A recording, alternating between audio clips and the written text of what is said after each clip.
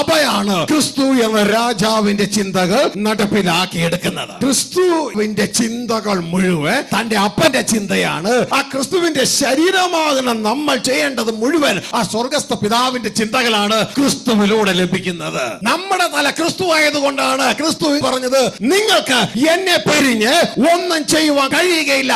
എന്നാൽ ക്രിസ്തുവിന്റെ സ്ഥല ദൈവമായതുകൊണ്ട് ക്രിസ്തു പറഞ്ഞ്, എനിക്ക് സ്വയമേ ഒന്നും ചെയ്യാൻ കഴിയില്ല, എന്റെ അപ്പനെ പിരിഞ്ഞ്. സർവ്വലോകവും ദുഷ്ടന്റെ കീഴിൽ കിടക്കുന്നു. ദുഷ്ടനെ യേശു ക്രിസ്തു തന്റെ എക്ലീസിയയിലൂടെ നീക്കി കളഞ്ഞിട്ട് ഈ പുതിയ എക്ലീസിയ വേണം ഇനി ഭൂമിയെ വാഴുവാൻ. അതിലേക്കാണ് നിന്നെയും എന്നെയും വിളിച്ചിരിക്കുന്നത്. സമാധാനത്തിന്റെ ദൈവമാകുന്ന ഞാൻ സാത്താനെ നിന്റെ എക്ലീസിയയുടെ കാൽ കീഴിലാക്കി വേഗത്തിൽ ചതച്ചു കളയും. അതേ തുടർന്ന് ദ മോസ്റ്റ് ഹോളി ഗവൺമെന്റിന്റെ ഓർഡിനേഷൻ ജെറുസലേം തലസ്ഥാനമായി നടക്കും.